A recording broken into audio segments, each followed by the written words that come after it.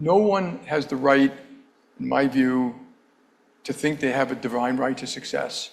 And I've seen this with companies, and you've seen big failed companies all around the world, generation after generation. You've seen it with cities, you've seen it with governments, you've seen it with countries. People go the wrong way. And people should be listening to what creates that kind of success. So New York obviously is the financial center of the world. But one of the things we learned in COVID, we sent all these people home. We're still trading $2 trillion a day of securities from home, securely, intelligently. Technology can be based anywhere. When I grew up as a kid, when I first started working, most cities were not that attractive places to work. Dallas didn't have anything like what it has today. Hong Kong was a mess. London didn't have the hotel, didn't have the restaurants and the infrastructure it has today.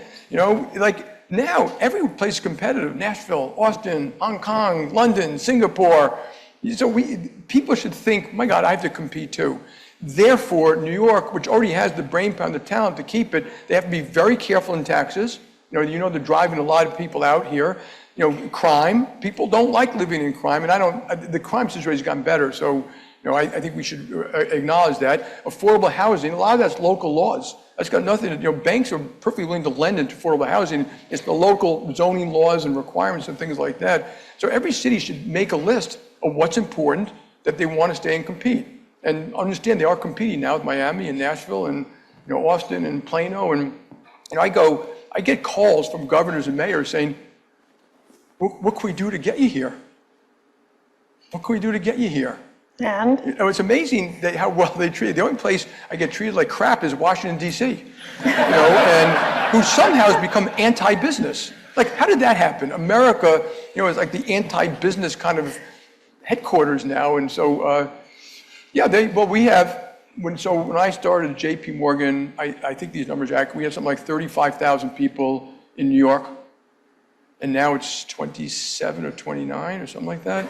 And we had 11,000 in Texas, and now it's 33.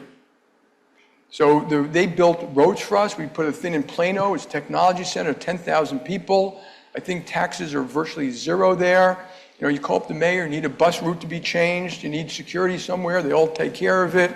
And of course, it's great for them. It's got a lot of jobs, a lot of well-paying jobs. So they're not doing it, to benefit a JPMorgan. They're doing it to benefit their communities and their schools and all the things like that. So all these things are fixable.